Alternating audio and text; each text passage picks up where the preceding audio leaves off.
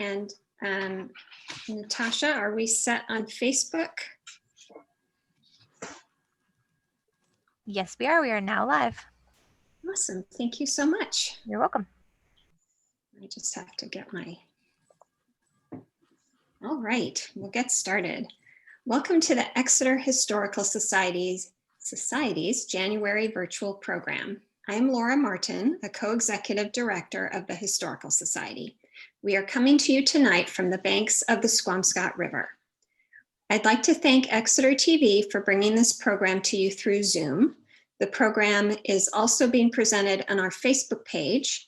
And while normally it is streamed on channel 98, there are some technical issues going on right now. So it will be broadcast on channel 98 in a few days. A programming note, our February program will be held via via Zoom at 7 p.m. on Tuesday, February 2nd. Trustee Caroline Seeke will share the Civil War experience through one soldier's eyewitness view. There are links to register on Zoom on both our website and Facebook page.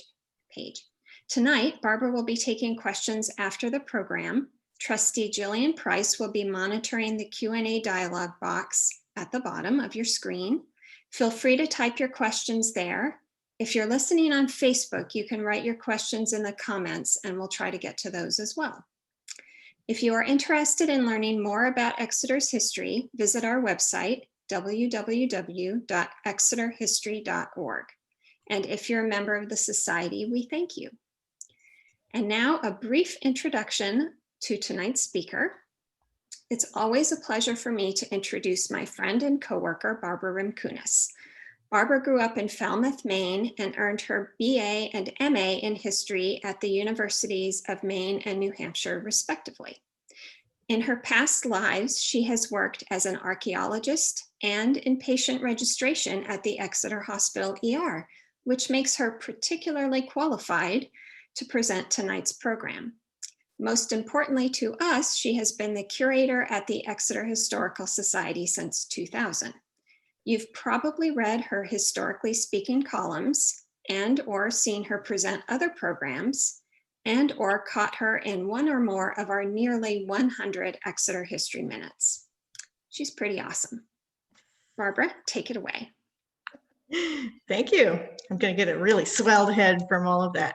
I'm going to add to the list of things that I do. In 1976 and the summer of 1977, I worked as a candy striper at Mercy Hospital in Portland, Maine. I mention this because this is my only medical training. And for tonight's presentation, it's important to know that on the medical side, I'm depending on things I have read. My husband is a nurse practitioner, so that helps me a little bit. But that's pretty much my medical training, that and various first aid classes that I've had to take to be a Girl Scout leader. So tonight's program is about Exeter Hospital. And I'm going to share my screen now, so we'll make sure that this works. You should be seeing it now, and I should be just sort of a floaty head. Okay, good. Jillian is giving me the nod. All right, Exeter Hospital. Now, Exeter Hospital has been such a part of the Exeter landscape that we thought it would be an interesting topic to look at for a program. We've been thinking about it for quite some time, and I don't remember whether we decided we were going to do this before the pandemic of 2020 hit or after it started. Maybe back in the spring of 2020, we thought the pandemic will be over by June, and here we are. But anyway, we thought it would be a good program for this evening.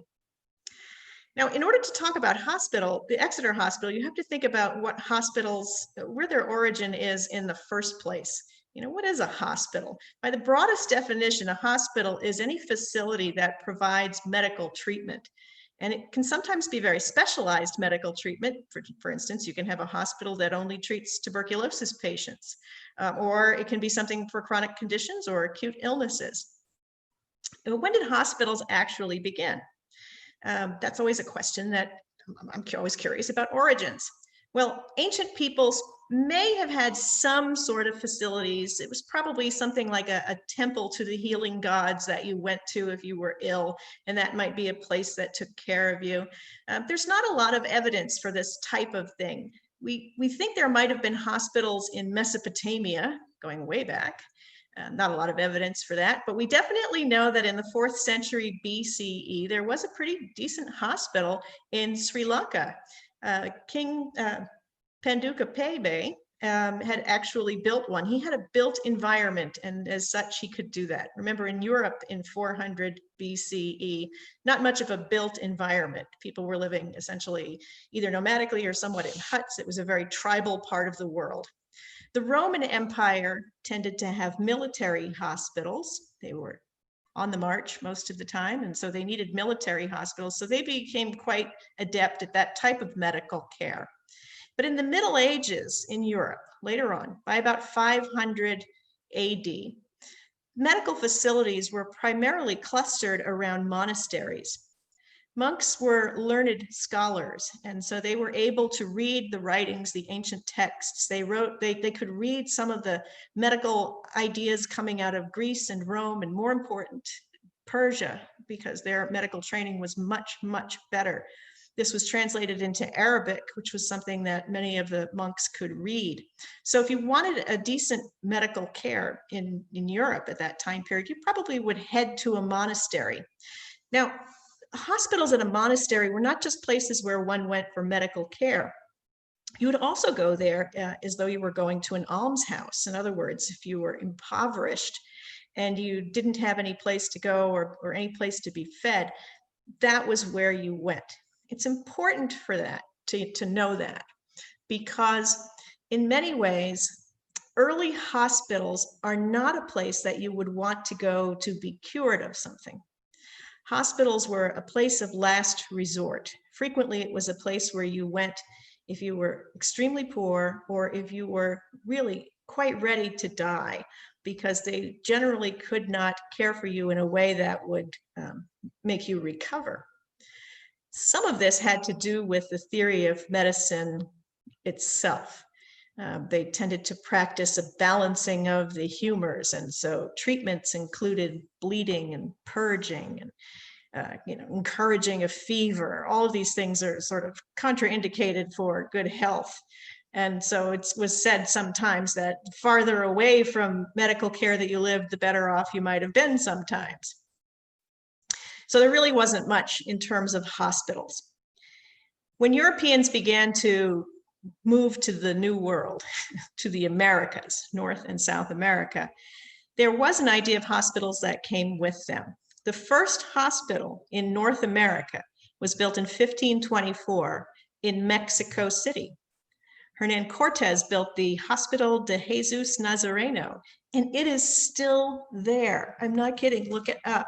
I mean, I was astonished to find this out, that a hospital that was built in 1524 still exists. Slightly closer to home, there was a hospital built in 1639. Remember, Exeter is first settled by Europeans in 1638, but in 1639, a hospital was built in Quebec City, sponsored by a French duchess who hired a group of nursing sisters to come over and run the hospital up there, the Mercy of Jesus Hospital. And this also still exists. I mean, that's just fabulous. But in the part of America that became the United States, there was a bit of a battle between what was the first hospital here. It was either Bellevue or Pennsylvania Hospital, and it depends on your definition of what a hospital is. Bellevue Hospital in New York can trace its origins back to 1736, if you count the time period when it was an almshouse, where people went because they had no other place to go. They were starving, they were sick, they were impoverished, and so they went to the almshouse. Eventually, they buy up an estate run by the Bellevue, and so it becomes Bellevue Hospital.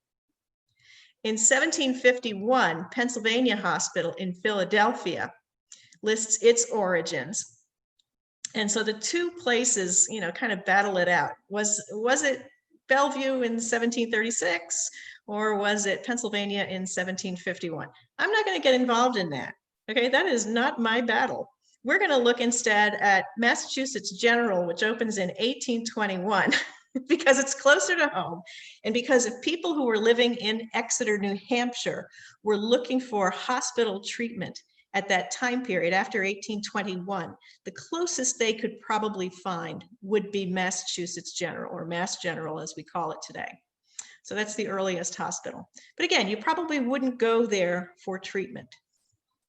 In spite of this, the fact that you did have a hospital that was, it would take you probably a day overland to get to Mass General, so you probably wouldn't want to do that. We did have a number of doctors who lived in town. Dr. William Perry had been practicing here since the 1840s, and there had been doctors here before that. Samuel Tenney was a doctor during the American Revolution, and although he didn't practice much when he was here, I think if you were in a pinch, you'd probably go talk to him. So we did have medical care. But the way that we got medical care was much different from the way that we would after the development of hospitals. The doctor would generally come to your house. If you could afford long-term treatment, you could hire someone to take care of you. So say you came down with an illness that was something you could recover from, but you would need a lot of care. You had to have somebody who could care for you. Now, if you didn't have family around you, you might have to hire someone to take care of you. And that would be expensive. Any kind of operation that was needed, any type of procedure that was needed, was generally done right in your house. So they would clear off the dining room table, hope they had enough light, because they didn't always have enough light. You were running by candlelight or whale oil lamps later on in the century. They would have to figure out a way to do surgery right in your own house. And these were never the best conditions. Of course, in the 1830s, they didn't really understand that germs existed, so they probably didn't realize it wasn't the best conditions. Doctors would go from patient to patient, wiping their hands on their frock coat, never washing them, not being particularly concerned with the issues of cleanliness. Most houses had some small area, an alcove or a back room or under the stairway that they called the birth and death room. And if you were sick, that's where you were. And it wasn't always the best place to be. If you fractured your leg, and this is before we had really great plaster casting, you might have to keep that leg immobile in bed for weeks on end until it healed. This could be very difficult for most people to deal with. In the middle of the 1800s, a movement began in England called the Cottage Hospital movement. Now, in England, they'd had similar problems that they had here in the United States. Big hospitals were located in densely populated areas, and nobody wanted to go there. Not only were the people there kind of the unwashed, but also there were a lot of contagious diseases there. And you don't want to go to a place where you could get sicker than you were to begin with. Hospitals were very dangerous places. If you were going to give birth, you wanted to do it at home. If you wanted to recover from something, you wanted to do it at home. However, you wouldn't always have particularly great care. In the middle of the 1800s, however, as people began to catch on to the idea of the germ theory, and two wars made a huge difference there as well. The Crimean War is fought by Great Britain, and it's over in the Balkans. And Florence Nightingale creates the whole professional nurse system. Before Florence Nightingale, the people who were hired to tend sick patients in hospitals weren't always professionally trained. They might be women who just came in off the streets who needed some money. So they weren't particularly professional. Florence Nightingale clears all that up. She never did buy into the germ theory, by the way, but she did believe that cleanliness is next to godliness. So she kept everybody clean and well ventilated, and it made all the difference in the world. Her patients thrived. So the professionalism of the nursing staff and the fact that gradually they began to understand more about how diseases can be transferred from one person to another suddenly made them realize that perhaps we needed clean, airy places to recover from things. The movement was called the Cottage Hospital movement. It was begun in Great Britain by a physician named Albert Napper, who was concerned that there weren't options for rural people, and especially people who couldn't afford private care. His idea was to have a designated hospital with a few beds, maybe 10, and anybody who was in need, and it would be funded by donations. This movement spread across Great Britain as these small cottage hospitals just sprang up from one small place to another, and the movement spread to the United States. Gillian Price found a great book on Google Books for me to read, which was called it's the Handbook of Cottage Hospitals, written in 1896. Cottage Hospitals, General Fever and Convalescence, Their Progress, Management, and Work in Great Britain and Ireland and in the United States of America, by Henry Burdett. Published 1896, but originally published in the 1880s when the movement first began. So this book has the advantage of listing in it all of the cottage hospitals that were located in Great Britain, Wales, Ireland, and the United States. And it lists 5 of them in the state of New Hampshire in 1893. It lists the Claremont Cottage Hospital, which opened in 1893 with 8 beds in Concord. It listed the Margaret Pillsbury General Hospital, which opened in 1884 with 40 beds. Hanover's Mary Hitchcock Hospital, which no doubt you've heard of, was opened in 1893. Interestingly, the Dartmouth Medical School had been established in 1797, so many years before that, and yet they didn't have a hospital in the area to treat their patients. You want to have even more fun. The Dartmouth Medical School changed its name a few years back, and it is now called the Audrey and Theodore Giesel School of Medicine. So we have the School of Medicine in New Hampshire that is named for Dr. Seuss. So I think that's just a fun trivia question there. Hold on to that one next time the Historical Society holds a trivia question. Trivia game. Manchester had 2 cottage hospitals. One was called Sacred Heart Hospital, which opened in 1892 with 30 beds, and the Eliot Hospital in 1889 with 18 beds. That one still exists. The closest one to Exeter was the Portsmouth Cottage Hospital, and I have a picture of that, providing I can get to it. Hang on, my PowerPoint has frozen up on me. There we go. That's the Portsmouth Cottage Hospital. It's still there today. It is no longer the Portsmouth Cottage Hospital today. It is some of the city office buildings, but it's over near Parrott Ave, over by the Portsmouth Public Library. So you can still see it today. It has kind of a military look about it, but it's quite a nice little hospital. The Portsmouth Cottage Hospital opened in 1885, and it had 13 beds. So if Portsmouth was going to have a cottage hospital, I guess Exeter felt like it really wanted to have one as well.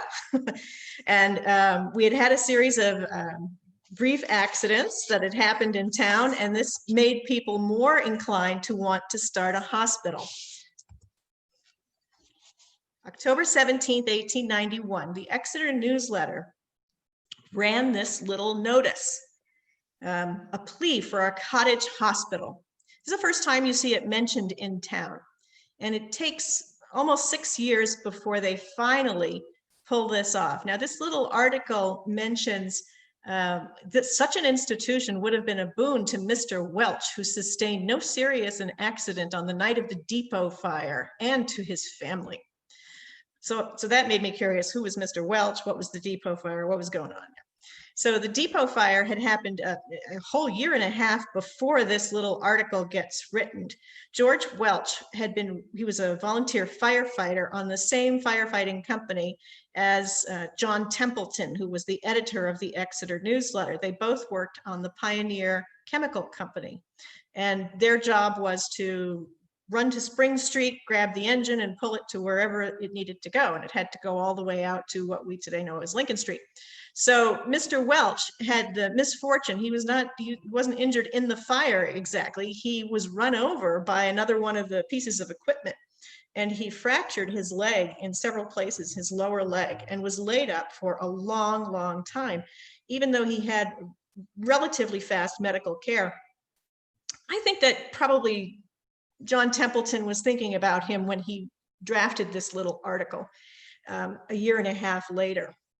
So if he was going to try and encourage people to get together and get a cottage hospital going, they were going to have to do a lot of public advertising and fundraising. So they started to do this. They quickly get together, and within a few months, they decide they're going to build a cottage hospital. They nominate a team of people who are going to be the organization team: Mrs. Charles Marseille, Miss Eliza Bell, the Reverend Nickerson, the Unitarian minister, Mrs. Irving, Dr. Otis, who was probably semi-retired at this point in time, Reverend Channing from the First Parish Church, and Mr. Henry Moses, a very wealthy wool merchant who lived in the big house on Pine Street that we think of as the Addams family house. So you can see we have a lot of top-tier members of the society who are involved in this. They decided that the purpose of the cottage hospital, as laid out by Dr. Otis, who made a very impassioned plea at the first organizational meeting, was to provide care for the poor who usually work but cannot afford care and are living in a place that is unsuitable for recovery. He felt bad for poor people who weren't really poor. They were the worthy poor. These were the people who had jobs, but it only takes one accident, and then maybe they're living in a boarding house and they don't have someone to take care of them. So they needed to get back on their feet and get back to work. That was the people he was thinking of. He was also concerned about the lack of surgical services in the town of Exeter. He was probably traumatized by the many dining room table operations he had to do. And these were operations where it's not just a matter of the fact that they're being done on the dining room table, but you don't have any of the materials you need to actually to work on a patient. You don't maybe have the right instruments because you brought the wrong ones with you. You may not have bandages that you need. It's just unsuitable for it. So he wanted to set up an OR. And his other concern was that Phillips Exeter Academy students would probably help subscribe to this because there was no infirmary at that time. So the boys who took ill living in the boarding houses all around town also might not have particularly good medical care. Funding for this great enterprise was to be done by subscriptions, which means going around and asking people if they donate a certain amount per year, kind of like a fundraising drive on PBS. Fundraising events like the one you see depicted here. I found this great article about the lawn party at Mrs. Colton's. Now, I don't know if the photo is actually of this lawn party. This photograph we have in our collections, it's undated and it says on it, "Party at Mrs. Colton's." So use your imagination. So that type of fundraising events. Phillips Exeter Academy pledged that they would donate annually to use the new hospital as their infirmary. All of the local churches pledged that they would do one big collection at least once a year. Their offertory plate would go to the new hospital. They also canvassed local manufacturers. So Stephen Gale of the Gale Shoe Factory pledged a certain amount so that if his employees ever got sick or injured, that they would have a place at the hospital. And they also sought donations from other towns because Exeter's catchment area would be wide. And they let the fundraising begin. For the next 5 years, until people were sick of hearing about it. Haha, that's a pun. They did actually get a little tired of hearing about this Exeter hospital because, the first year there's a lot of enthusiasm. The second year it's beginning to wane. The third year they're thinking, is this really ever going to get off the ground? Fourth year by the fifth year, they had acquired a fair amount of money, but there was no movement on whether or not they were actually going to build this. So they decided in 1897 that they really better get this off the ground or they were never going to do. And so instead of deciding to build a whole new hospital, they decided they were going to rent a building for a few years and use that. The building that became available was the building at 28 Pine Street, which is still there. You can go look at it. It's still there. It was had been built in the 1870s, so it was a good solid little house. It had enough room for maybe 10 beds and a small OR. So they decided they were going to rent this $300 a year for 3 years. And they're actually going to be there about 5 or 6 years. And they began work. Now, today you would hire contractors and such, but at this time period, that's not what you did. Everything they needed, they simply would produce themselves. So people came in and they painted the walls, and they had a core of volunteers who went out and just pushed people to try and make donations. The medical director that they hired was Dr. William Nute, N-U-T-E. Sorry, this photo is a little funny. There's a slightly better version of it over at Exeter Hospital in the hallway. They have a nice history wall. Dr. Nute was their first medical advisor, and he was going to be the one to organize the hospital. Sort of. He organizes the medical staff and the medical care. There actually was a person who was hired to take care of the actual functioning. At the first, when it first began, they hired Eleanor Drake of Northampton. She was a graduate of the Mass General Hospital Nursing School, and she became the director. Her job was vast. Later, they will change this name from director to supervisor or superintendent. And it still will be one of those jobs that's basically everything that needs to be done. She oversaw the hospital, kept the accounts, purchased all the supplies, supervised the nurses and the medical staff, and later on, this position is going to extend to the nurses training school. They were ready to open on June 2nd, 1897, but they didn't have any patients who needed the hospital until June 9th. Now, the first week that they were open, they had a lot of visitors. People came in just to see what it looked like. There were several private rooms, and then there were a few wards that had multiple people in them. I mean, had multiple beds in them so that they could take a few patients at a time. The first week that it was open was kind of a miserable week in June. It was cold, it was rainy, it rained and rained and rained. And then on June 9th, they had their first patient. They had a patient who needed an operation. And so she came in and was successfully operated on in the clean, sterile OR, and then tucked into a nice bed, and they thought today went well. Except that at about 11:30 at night, the Boston and Maine Railroad was coming in town, and the culvert washed out. Train went into a ditch, killing 3 people. The only survivor of the train wreck was a man who was terribly burned and badly lacerated and injured. He survived primarily because medical care was right there. They showed up nearly immediately, and he survived it. So although it was kind of a terrible opening for Exeter Hospital, you will almost always see this photograph somewhere when you see the beginnings of Exeter Hospital. This was the train wreck. It was carrying potatoes and heavy stone and all sorts of things like that. So, I mean, it just went right down into the culvert. They were lucky enough to have a good telegraph system that was running. So they warned all the other trains that were heading in so that nobody else was injured. No other trains went into this. But I mean, it was an interesting opening to Exeter Hospital in that, although it was this terrible tragedy, at least the hospital did exactly what needed to be done.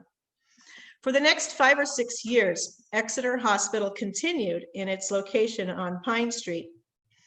Frequently, however, it was overbooked, and there were more patients than there were beds, and this became problematic. Now, remember that book about how to run a cottage hospital that I told you Jillian found for me? It was published in the 1890s. One of the things it says right in there is one of the things that you have to be very careful about with a cottage hospital is that you don't expand too much. And one of the things it really warned you against was building an actual hospital from the ground up with too many beds, because if you expand too much, you will no longer be a cottage hospital. But Exeter needed more beds. They needed to expand. And so, like nearly every other cottage hospital out there, they rapidly expanded. And they looked for a site where they could actually build a new building, and they began what we would call a capital campaign to raise the money. Here's one of the rules of the, I have to point this out before we go into the next section. One of the interesting rules about the Exeter Cottage Hospital at the time was that the things that you think they would be treating there, they did not. They absolutely refused to take any patient who had a contagious disease, which seems like the kind of thing you'd want treated at a hospital, right? But if you had smallpox, diphtheria, scarlet fever, measles, whooping cough, or anything else that was communicable, you weren't allowed into the Exeter Cottage Hospital. Part of the reason for that was that they were beginning to understand the concept of quarantine. They didn't feel like they could seal off rooms or isolation rooms for people, but they did understand that you needed to quarantine people in place. Plus, they had to make sure that people understood that if they went to the Exeter Cottage Hospital, they weren't going to pick up one of these diseases. Remember, there's a long history of hospitals being places that could make you more sick than before you went there. So there's this funny little part of their rules and regulations from the 1890s that are very strict about, you can't come here if you're sick. No, you can be this kind of sick, but not that kind of sick. Nothing communicable. This is one of their fundraising sections. It's telling you how you can support the Exeter Cottage Hospital. And it's the same kind of things that you hear today for fundraising. You can become an associate member. You pay $1 a year. You could be a sustaining member for $5, a life member for 100. Gifts and legacies are always welcome. You could maintain a free bed. The $250 level is what Stephen Gale, for instance, of Gale Shoe Shop, was trying to get into, in the Exeter Manufacturing Company. Places like that. Remember, there's no workman's comp at this time period, and so if somebody working gets injured, they have to pay for it themselves. The company was not really required to pay for that. So if someone caught their finger in one of the machines or something, they would say, oh, so bad, you won't be able to come to work tomorrow. This was kind of a way to mitigate that a little bit. You could at least get your torn off finger taken care of. You might not have anything else. You wouldn't get any back wages or anything, but they're getting there. These were some of the things that were treated at the Exeter Hospital, the Exeter Cottage Hospital in its early years. They have slightly different diagnoses than the ones that we have today. I don't think many of us come back from the doctor's office saying, oh, I'm suffering from gastric catarrh. That's just not something you hear about today. But other things are pretty similar. And their surgical record, you can see, is also, tends to be a lot of injuries. Appendicitis, they're beginning to do treatments for appendicitis with no way of controlling the germs and other things that frequently these patients didn't do too well. William Stearns Davis, I think, was the author that Laura was asking me about at the very beginning of this program during the trivia section. He died from having a gallbladder operation in the early teens, 19 teens. And it was because of the kind of infection that would come attack you after any kind of operation. Okay. The location they found for the new hospital was on Prospect Hill. And after a serious amount of fundraising, some of which was paid for, a lot of it came from Edward Tuck, who was Amos Tuck's son. And he didn't live in the area. He lived over in Paris, but he was the kind of person who, whenever Exeter needed some money, they would go running to Edward Tuck, and he would usually donate it. So the hospital, as you see it here, in the center, you see a building that has 2 stories, and that was the administrative part of the building. To the left, you see a long wing, and that is the patient area. And you'll see that there's verandas on it, because part of recuperation back then was that you went outside, got some fresh air. They were understanding that fresh air made a big difference. And on the other side, on the very right-hand side, this was the new operating room area. So this hospital opened in 1906. The old Exeter Hospital shut down that day. The administrators at the time realized this place had 4 private rooms, 2 3-bed wards, and 2 4-bed wards, including maternity care. So it was much better facility. They also realized that they were going to have to staff this place. And so the way you staffed a hospital back then, the primary need back then was not so much your medical staff Exeter had a number of doctors in the area, all of them very willing to participate as being on call at certain times. They could send one of their patients there. Everything had to be done under the auspices of the superintendent, who was always a woman, usually a woman who had done some nursing training, and she just took care of everything. So that wasn't really the problem. The problem was having enough nursing staff. Nursing had become more professionalized by this time period. We're talking the early 1900s. There's a lot of training that needed to be done, and it had been decided that, you know, women who were nurturers didn't always know the best practices. And so nursing training was something that was very much needed. Also, quite frankly, you could train nurses and give them a stipend while they were there, room and board, and then they would work on the wards essentially for free. So nurses training had two positive elements to it. One was that you would create a pool of people who were trained nurses, some of whom could work out in the community as community-based nurses. So if you had a child who was sick with something that might be sick for a long time, you could have a duty nurse go there, or you could have them work in the hospital itself. 1906 was also the year that the first woman doctor in Exeter was hired, and this was Dr. Chesley, Alice Chesley. She's the first woman physician in the area. She's not the first woman to become a physician from the Exeter area. In fact, she was from Massachusetts. She was the first one who practiced here, which she found difficult. She became the on-call doctor for the Robinson Female Seminary. She also was the on-call doctor for the University of New Hampshire over in Durham. She drove her own car at a time period when most women didn't drive. And she spent a lot of time trying to gain a certain respectability in the area because an awful lot of people simply wouldn't let her treat them. But she comes on board, and along with the other physicians in the area, she helps to train at the nurses training school.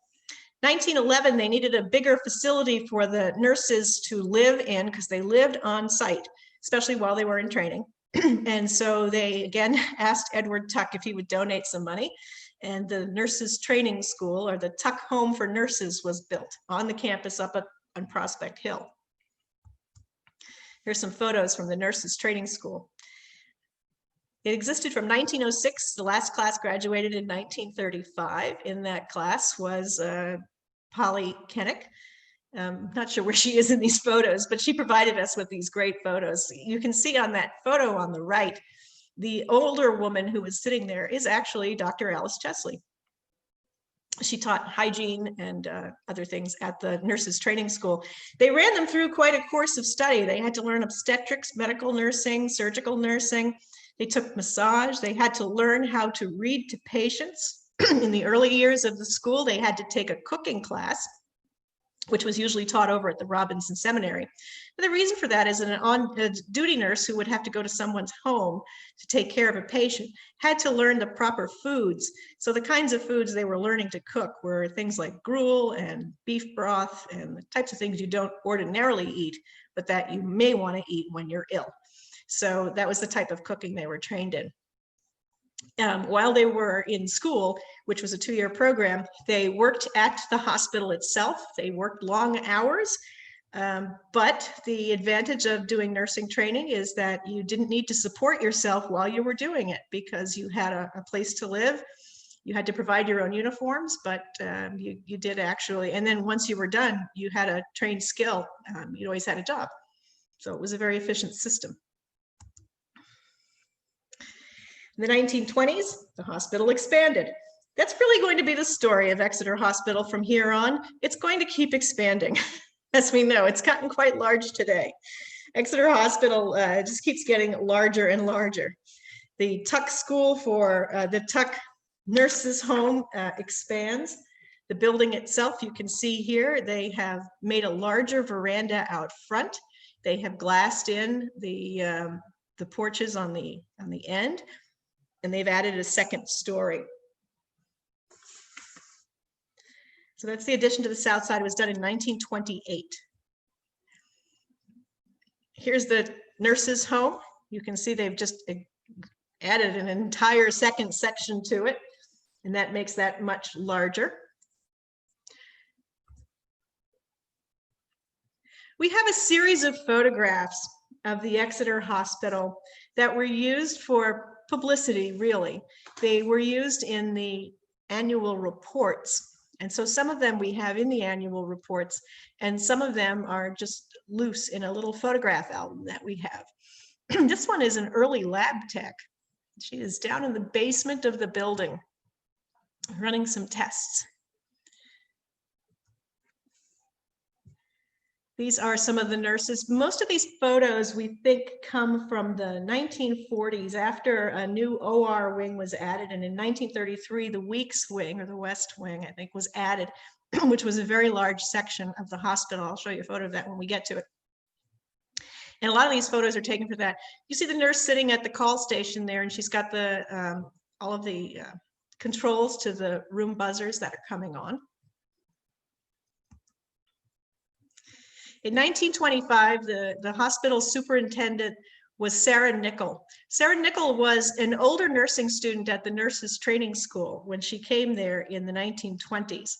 She was a student nurse for 2 years. She stayed on as a duty nurse, and by 1925, she was superintending the entire hospital. Nancy Merrill made some comment about how she knew every light bulb and every fitting in every part of the hospital. She just seemed to know where everything was. Polly Kennick, who was the nurse who was at the school in 1935, didn't really have anything bad to say about Sarah Nickel. She did say that on hot nights, sometimes Sarah Nickel would let them all go down to Higgins ice cream for the night.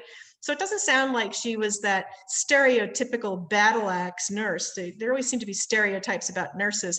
Sarah Nickel does not seem to be any of those. She lived in the administration building the whole time she lived in Exeter. She was originally from Canada, and when she retired in 1957, that's where she went. She went back to Canada. I think she was from Nova Scotia. And so she was a remarkable woman by all accounts, and she definitely ran the hospital as best she could. This is a photo from probably the 1940s. It doesn't actually match the Exeter Hospital bill that you see here. It's not the same person.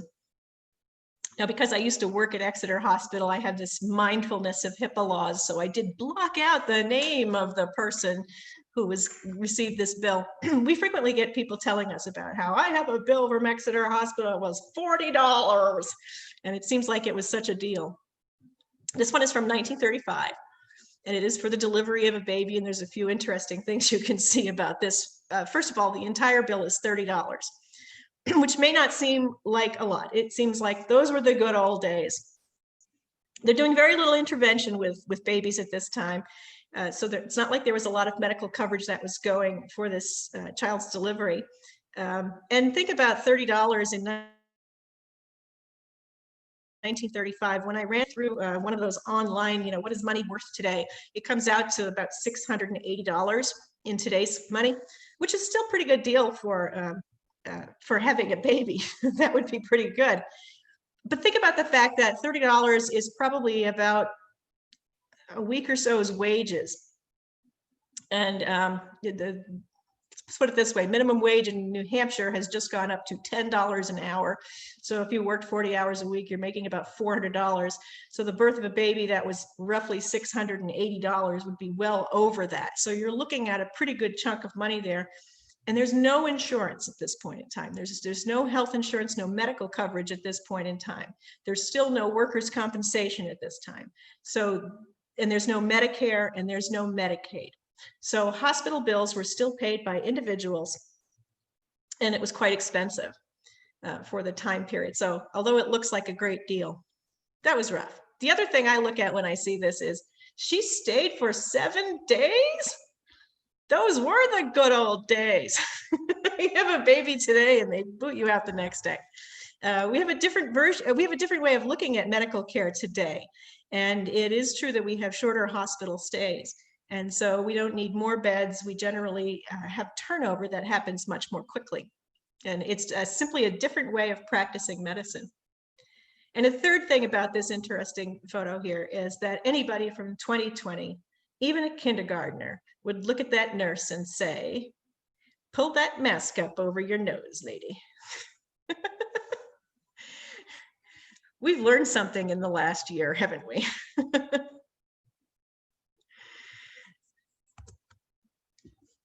Here's Exeter Hospital at roughly that time. I took this photo out of one of the annual reports. This is actually 1942. It's from the annual report from 1942. It's probably taken a little earlier than that.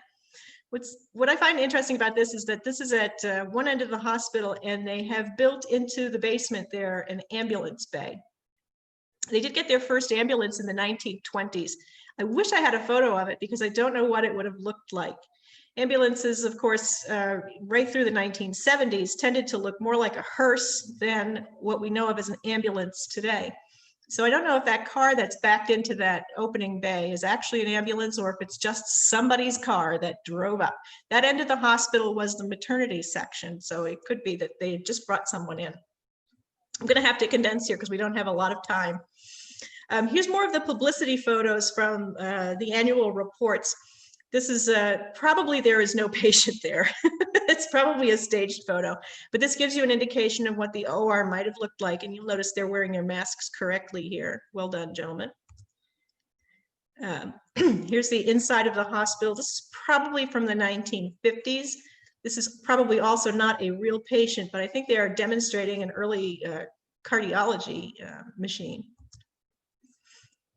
I was curious about respirators earlier this year because I was wondering what they did during, for instance, the 1918 flu epidemic, when people were having the same kind of lung difficulties that they've been having with COVID-19.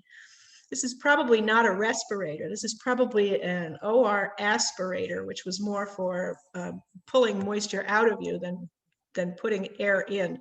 But they did build things that were somewhat similar to that. In the late 1950s, early 1960s, they were going to expand Exeter Hospital some more. And in order to raise money, they started a number of fundraisers, and they fell behind. So there was a group called the Exeter Hospital Completion Fund, which was set up. And this committee went around raising money. These little kids in Hampton Falls decided they would help out, and they actually raised $7 by running a circus. You can see the horse in the background, which is painted with shoe polish so that it looks like a zebra. So good going, kids. They did expand Exeter Hospital. You can see here the campus has expanded. There's a number of buildings you can see in the foreground. They are currently at this point in time building, I don't know whether it's the West Wing or I don't know what the wings are named at this point. But the nurses training school is at the very top of the photo. It's tucked tight behind the actual hospital building. The hospital building that you saw earlier, you can see kind of on the left-hand side, it looks tiny. It's all but disappeared today. And this is how the hospital would have looked. I believe this is around the 1960s. You can see the entrance in the front there. You can still see the old hospital building. They've removed the section that you used to walk into, but you can still see the where it would have been. More publicity photos. Here's a Red Cross nursing aide helping out in 1957. The Exeter Hospital Guild was a very vibrant, active group. I told you in the earlier days of the Exeter Hospital, most of its needs were provided by the community, and we mean everything. They sewed sheets and pillowcases. Every dressing gown was handmade by groups of generally women who worked in the Exeter Hospital Guild. This is a group of ladies who are pushing a cart of things that patients might need. You can see the toothpaste there, things that we would normally find on our bill today, but there's other things that they were selling at this time period. And I have to add, when I was a candy striper in 1976, part of my job was to go down to the gift shop and buy cigarettes for patients. Yes. Hospitals cannot run without food service. Exeter Hospital has always supplied food to its patients. When it was still on Pine Street, they used to have an annual collection from the community, and people would bring in their homemade jams and anything they could. It was almost like the food drives we have for food banks, and you would bring things in, and that's how they got a lot of their food. It was donated by the general public. Obviously not by this time, although the food cart is featured in the annual report, and it was donated by a particular local businessman. Here's Exeter Hospital looking a little more the way that we know it today. This portion of the renovations were done in 1979. I started working there in 1990 in patient registration, because remember, I was in grad school at the time. I was definitely not a medical person. So this is the entrance to the emergency department that we knew at that time. But I worked with a lot of people who were there before the 1979 renovations. I had to throw in at least one picture that had my husband in it. This is a 2001 AED sponsoring a project that they were working on to try and get these AEDs into the local community. Mike is standing behind. You can only see half of his face. He's not watching. He's working tonight. And in 2006, the hospital dedicated not only a history wall, but also they dedicated the new front of the building. This is outside of the building that was added onto the Perimedical Services building. And they call it Alumni Plaza. And it's dedicated to the nurses who trained at the Exeter Hospital Training School. That is Polly Kennick standing right there. She was in her 90s at the time. And this is Exeter Hospital as you might approach it today. Exeter Hospital expanded to become Exeter Health Resources in 1985, and into that it incorporated Exeter Healthcare, which was a skilled nursing facility, and it also used the local Rockingham visiting nurses were incorporated into Exeter Healthcare. Today you might see a physician who is affiliated with Exeter Hospital as core physicians. So it's expanded quite a bit, but it's still a community-based hospital. It's still nonprofit. It has never been bought out by one of the larger companies like HCA that might be a for-profit community hospital. So Exeter Hospital still exists. So looks quite different from the old Pine Street facility, but this is where we are today. So I'm going to turn it over to Jillian here and see what we've got for some hopefully questions. So I'm going to stop sharing. Well, I might ask you to start sharing again because some of the questions are related to images you showed. First one being from Jackie is asking about the medical surgical report that you showed about halfway through from the early days. She says that she saw there are only 5 deaths reported, which does seem slightly small.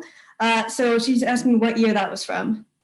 That report was from the 1898 report. So that was when the hospital first opened. It was still on Pine Street. And 5 deaths could be that people went home if they were quite terminal, or it may just be that they were treating so few patients that they didn't have a particularly high death rate.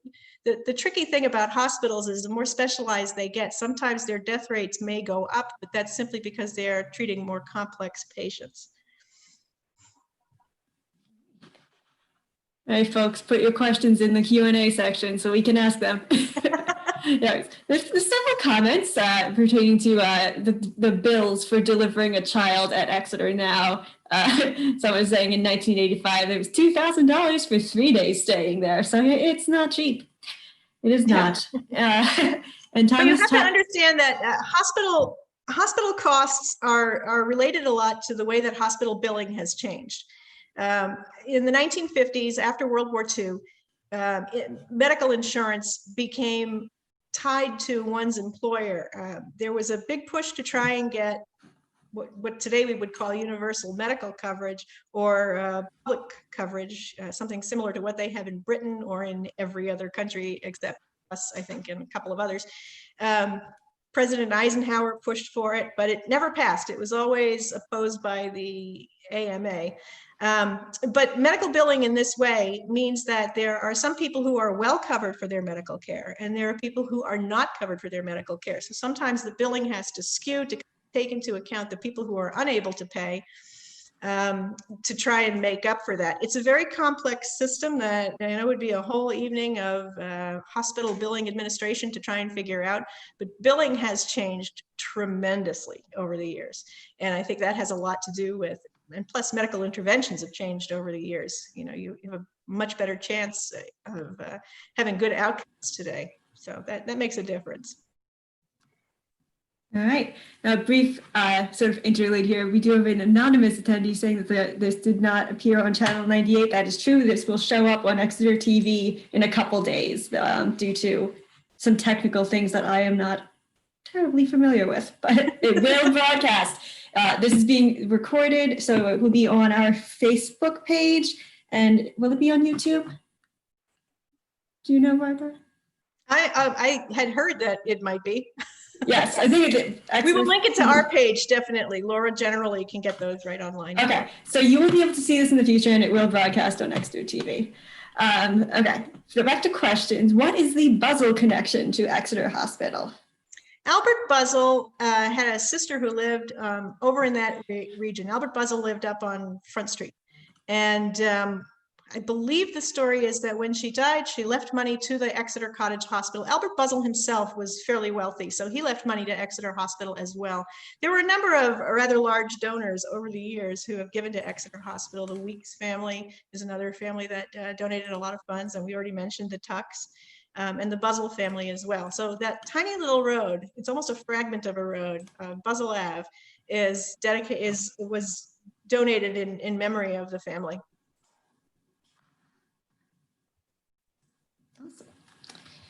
Okay, what happened to poor people who could not afford the bill in the early days of the hospital? Were there any local organizations that could help people out?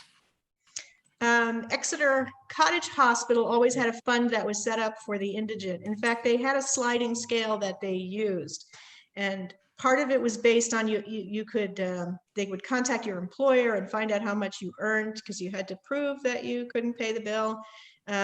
So it was considered partially a charitable organization at the time. That's why they were always fundraising. But they wouldn't turn them away. That was important. The original rules of the hospital said that that it was open to everyone, no matter their race or their creed or their social class. I have to say that sounds a bit different than some of the cottage hospitals we were reading about in England, but the English ones were not always like that. So the other thing Exeter. that I find interesting about Exeter Hospital, which is different from even the other cottage hospitals that existed in the state of New Hampshire, is that our hospital is simply named Exeter Cottage Hospital. It is the Exeter Hospital. I mean, it's an unimaginative name, but it's not named on behalf of anyone. It's not donated by one charitable person who then had it named in honor of someone. There were various rooms and wings that were named for people, but on the whole, when it comes to a place that was built and the whole thing is created by the community, it's named for the community. So in many ways, when it comes to a community-based hospital, they nailed it.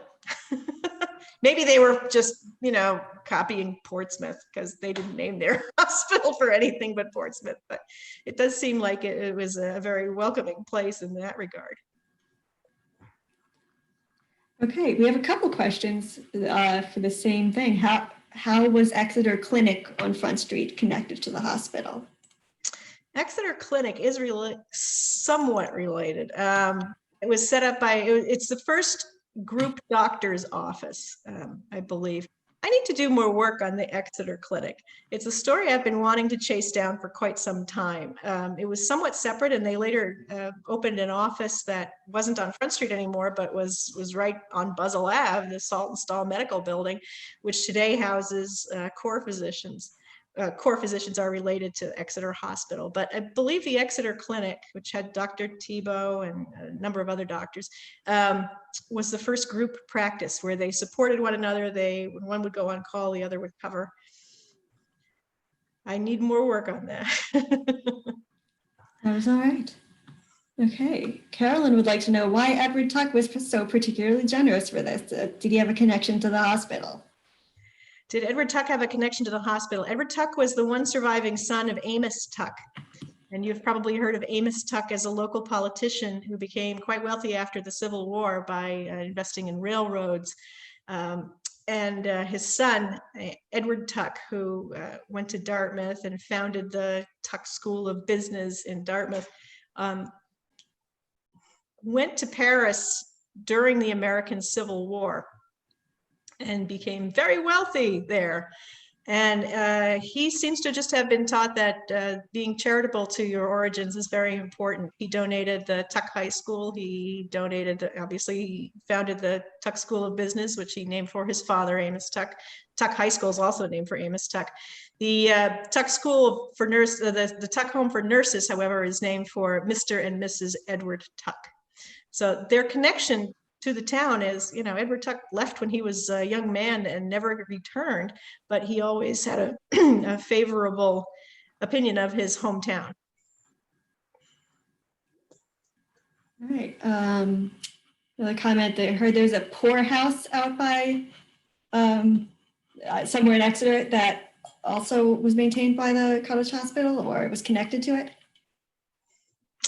We might be talking about a different time period. To deal with infectious diseases before the Cottage Hospital, there was something called the Pest House, which is later associated with the town farm. And the Pest House was where you were sent if you were diagnosed with something like smallpox. And you were quarantined in these locations. There were a couple of them, I think, in Exeter. I'd have to look at a map to check the locations, but this is before you had better treatment. Dr. William Perry was one of the few people who would treat smallpox victims, and was even known to physically go out and bury smallpox victims because he just felt that they were isolated from society and it didn't seem fair to him.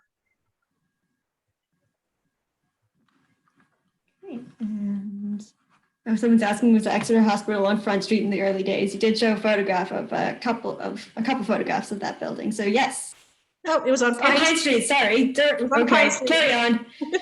It was on Pine Street, and then later it moves to where it is located today. Once it moves to Prospect Hill, which today we know of as Buzzle Ave, or Alumni Drive, which is named for the alumni of the Exeter Nurses Training School. It never moves from that location again. So the two locations for the Exeter Hospital are always going to be Pine Street, where it was for 6 years, and then what we today know of as Alumni Drive or Buzzle Drive, Buzzle Ave. The Front Street's probably the clinic is what? Front Street, we're probably thinking of the Exeter Clinic, right? Okay. Which is today Phillips Exeter property. All right, let's see, a couple more have come in. Let's see.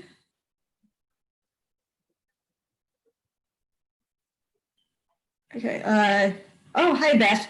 Beth says, did you say that there were typically small rooms for birthing and dying in old houses? She says there was a tiny room called the boarding room in her house when she was growing up, and she didn't know why. It was called the what room? Boarding, B-O-R-N-I-N-G. Boarding room. Yeah, boarding. That's probably it. That's where you went to have your baby or to be sick. It wasn't always the nicest part of the house either, but it was usually close by the kitchen, and that way you could get hot water when you needed it, and it was warmer in there. But yeah, the birth and death room was. Oh my. And it was sometimes, you know, it was a wood shed that someone converted over. So it was like a lean-to on the side of the house, but it was generally a place where you kept your sick people. Right. I'm checking on Facebook to see if there's anything else there. Someone lets us know where the questions are posted, but that's in the Zoom. So I am checking the Facebook. So if you get your question onto Facebook real quickly, we can answer it. Right. I think that looks about it for now, but I guess I can ask my question if that is all right with you, because you know where my interests are, and I'm going to ask about how the hospital behaved or what it sort of went through during the 1918 flu pandemic, because I feel like it's infectious. So by that point, were they allowing infectious cases, or did they just say, no, we don't want flu? We're not doing anything for this? Well, they took flu patients. They had to, because the people were suffering from very severe pneumonia that went along with it. And they were not able to contain it as best they tried. They had a number of the nursing staff who became very, very ill. One of the nurses in the nursing training school actually died from the flu epidemic. And a few of the doctors became very ill. I believe Dr. Day became dangerously ill. So they had the same problems then that we have with COVID-19, which is that your medical personnel, you need to protect your medical personnel because they're the ones who are taking care of the other sick people. And so that was problematic then as it is today. There's a lot of similarities between then and now. At least now we have a vaccine. They never did get a vaccine for the 1918 flu epidemic. It just it ran its course rather rapidly in about 3 different waves, and then it just sort of mutated into other versions of the flu that still linger around today in a less deadly form. But COVID has been quite an eye-opener for us, I think, where no one was immune for the longest time, and we've had to be very, very careful. We still continue to need to be careful. I have a husband that works in the medical field. I would say, please be careful. Please wear a mask. Spanish flu kept coming back for 3 years, at least in smaller form, when on through the early 20s. We had some very distinct waves. We don't seem to, in Exeter in 1918, we didn't seem to have a wave that hit in the spring that we were aware of. But definitely in the fall of 1918, in late September and on most of October, it was very dangerous. Starts to wane in November, and then people go out. They had a big parade when the war ended. They went out and celebrated. And then in January and February of 1919, it returns, and we see the death rates going up at those time periods as well. And probably even more people were sick, but survived it. But it basically brought things to a standstill for quite some time. Another area that I didn't get to talk about, I told you this could go on for 6 hours if you left me alone, but I was curious about the polio epidemics of the 1940s. And so going through the annual reports where they do tell you about all of the illnesses that have been treated at the hospital, I was looking for infantile paralysis, which is how they referred to it back then, and didn't find any.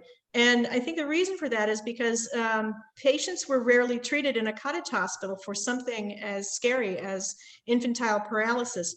If you were well enough to be at home, they would send a private duty nurse out to you. If you were not well enough, you had any kind of paralytic effects or were having difficulty breathing, you went to one of the larger hospitals. So we don't have photos of Exeter Hospital with rows of iron lungs, as you see in the larger hospitals. In Exeter and in New Hampshire in general, I think most polio patients were brought to Crotched Mountain and they were treated there, which was the local, the regional area for treatment. So I didn't actually see, it doesn't mean there wasn't polio in Exeter. It just means that it wasn't coming through the hospital.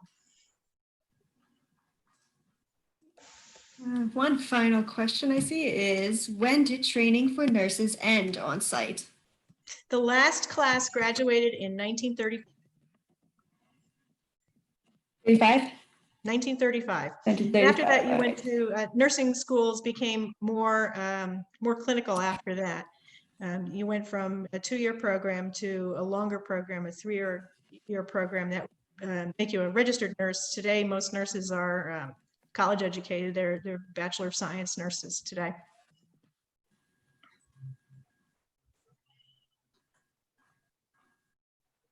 I think I'll check Facebook one more time, but that's, I think, just a couple more comments saying that people have family members who are born at the hospital, so it's very interesting to hear about it. So thank you. I think I had all the kids born there, so I understand. Yeah, it has changed a bit, but stayed in the same room both times, 8 years apart.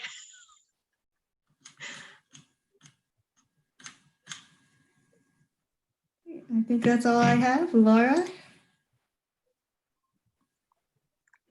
I just want to, excuse me, I got kicked off the Zoom call, so sorry that I missed the question about YouTube. It will be posted on YouTube in a couple of days, and we will also put it on our website, and then it will appear on TV later this week. So we apologize for that inconvenience, but there was a bit of a technical difficulty. Thank you all for attending, and we look forward to seeing you again in February. And thank you, Barbara, for all of your hard work in preparing the presentation, and thank you for your time tonight. You're very welcome. I'm always glad to talk about Exeter's history. All right. Thank you, Natasha.